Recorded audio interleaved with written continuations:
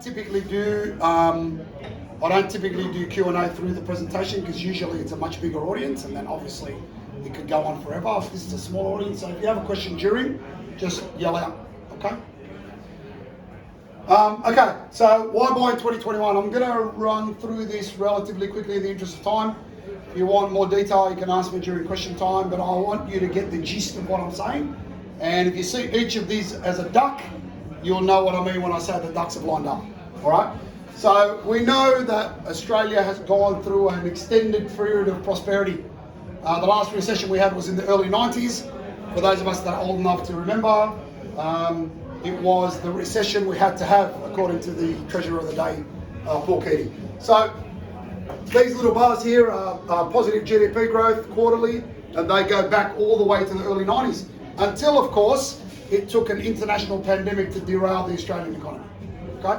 And that happened in the first quarter of March 2020, and then, of course, we all realised, oh shit, this is much more than just a flu, and we started to panic, right? Aussies bent down, started stashing their cash, right? Everyone was worried about their jobs. We went into recession, the economy contracted, and quite a significant amount, about 7%, okay? As we predicted, the market bounced really hard, and we all know that's because of the fantastic way that the Australian government dealt with managing COVID. And whatever your opinion might be, it may differ to me, you may say they didn't manage it incredibly well. I'm talking scientifically and statistically, all right? Compared to most other parts of the world, we have done an incredible job, right? Probably helps that we're an island. So the September quarter was the biggest increase in quarterly GDP since the 1970s, I think 1976. I think I've got that data here somewhere, yeah, 1976. So 3.4 in September, 3.1 in December. Obviously you need to take that data with a pinch of salt because it's coming off a low base because of that massive June quarter fall, okay? So what is the moral of the story here? The Australian economy is in good shape, okay? The Australian economy is in good shape. And household spending is a major contributor. Now, one of the things that, and you know, there's lots of doomsdays out in the world. You know, one of the big ones I heard was, you know, Tony, you know, it's all going to fall apart when JobKeeper finishes. Then JobKeeper got extended. It's all going to fall apart when JobKeeper extension falls apart. It's all, and of course, none of that happened, which we expected it wouldn't. One of the arguments that I've heard a lot is tourism. You know, we've closed, about, Ollie and I were just talking earlier about an article I read in the paper a couple of days ago about how the hospitality industry is struggling with staff. You know, chefs, baristas, waiters, waitresses, etc. Because a lot of the workforce comes from travellers, yeah?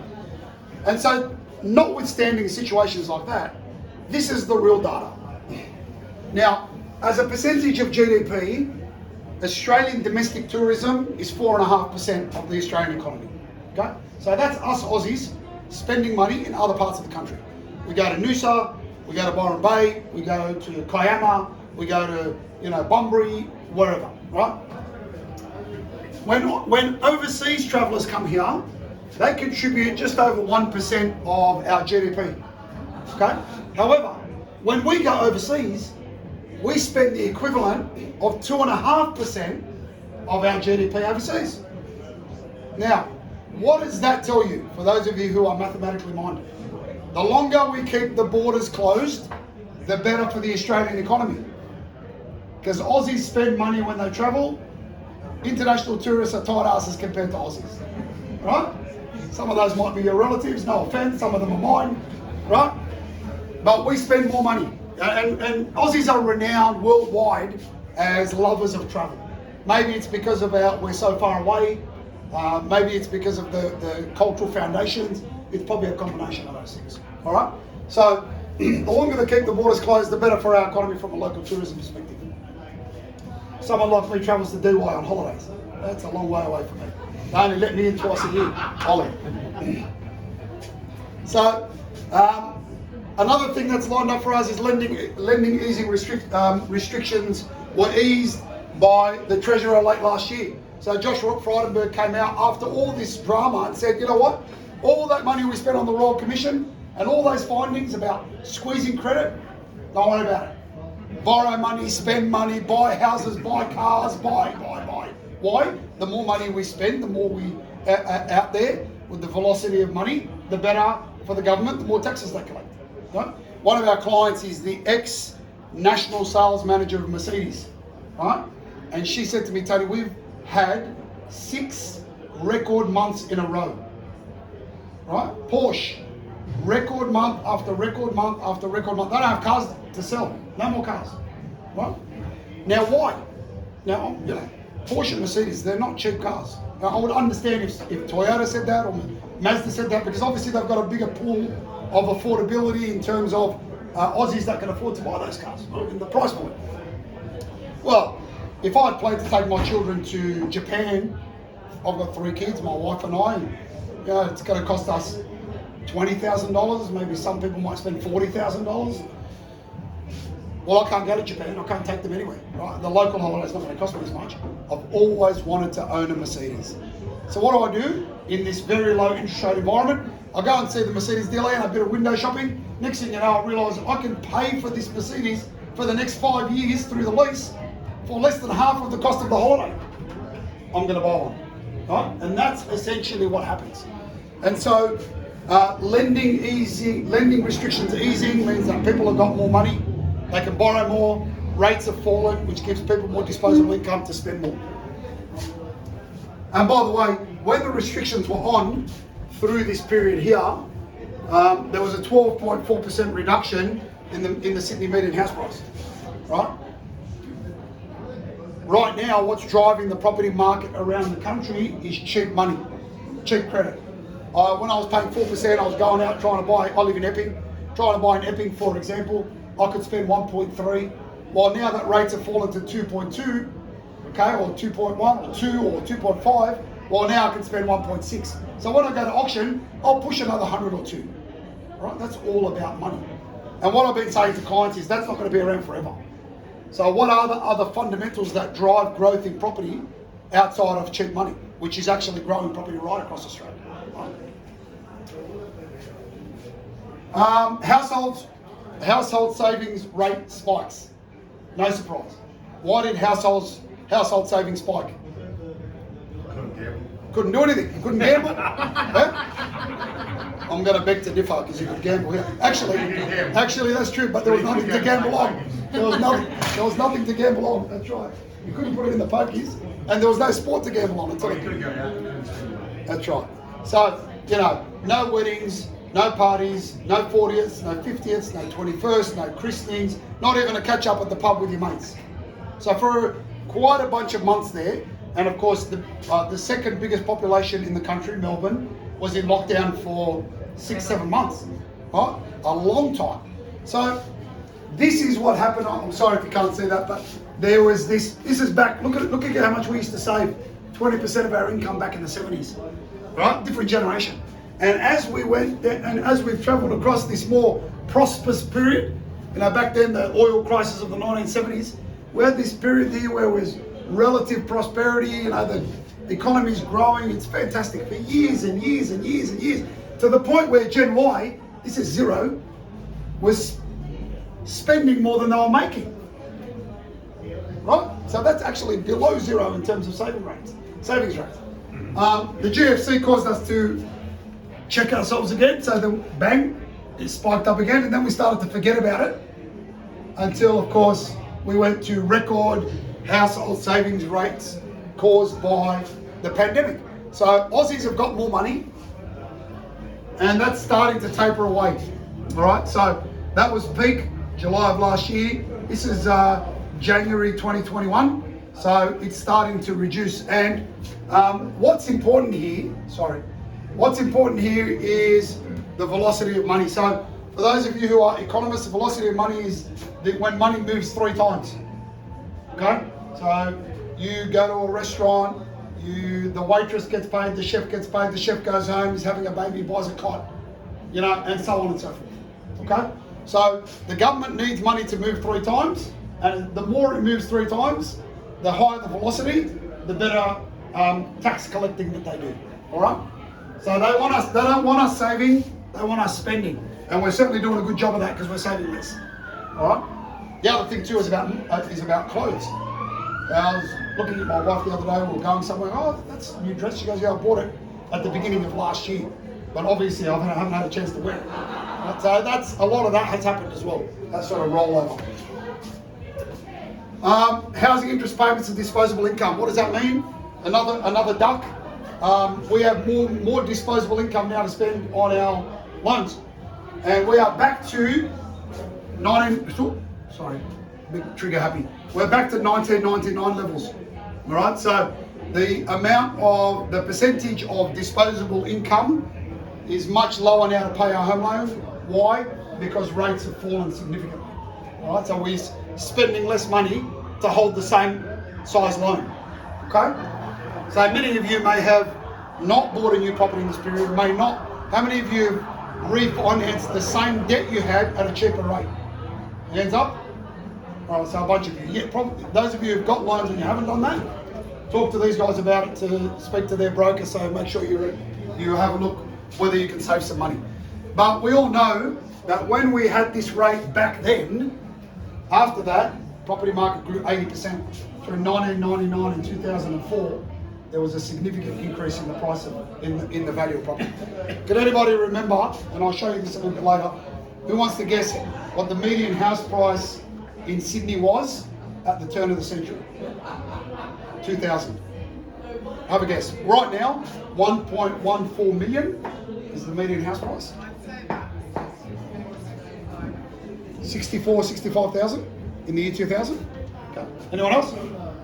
250, 180, 300, 450. Oh, you're closest. Now, usually I've got chocolate to give out. But you want a pie? Yeah, give the man a beer. I think it was 267. I haven't looked at it. But have a think about that. $267,000 only 20 years ago. Yeah? And for those of us who are sitting in the room, we could have bought multiple properties back then, or had a property and sold it because the newspapers told us, oh, the market's going to crash, there's a bubble. How are we feeling about ourselves?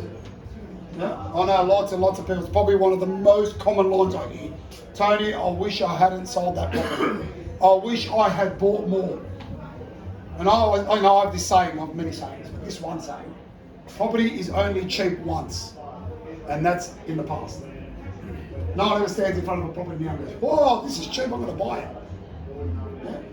We're sitting there around now having a look at properties going, oh my God, $1 million for this. So that's the way property rolls. And sentiment is up. Business confidence now is actually higher than it was before COVID even arrived. It's at 11-year highs, and the economy is now bigger than what it was pre-COVID.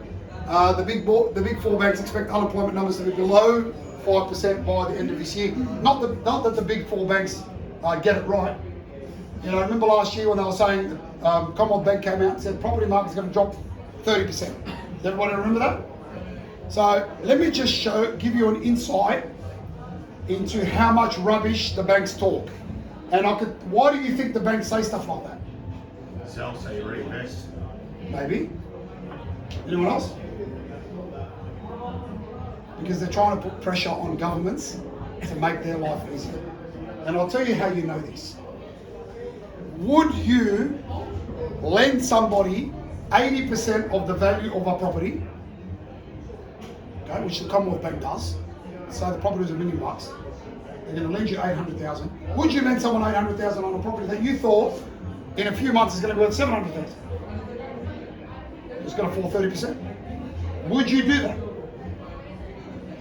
Anybody? I wouldn't, right? And the reality is the banks never expected the market to fall like that, right? That was for them all jawboning in order to put pressure on the governments to make their life easier with the way that they do calculations for lending you money, right? And it worked, right? It worked. Now they're making record profits. Another sign of sentiment always is auction clearance rates. There's a couple of weeks ago, 82% in Sydney, 76% in Melbourne, 72% in Brisbane, 77% in Adelaide. You know, Perth is not much of a market there. You can see 28 compared to 11.57 and 14.20. But, and Port Tasmania, they had 2 auctions that were cancelled.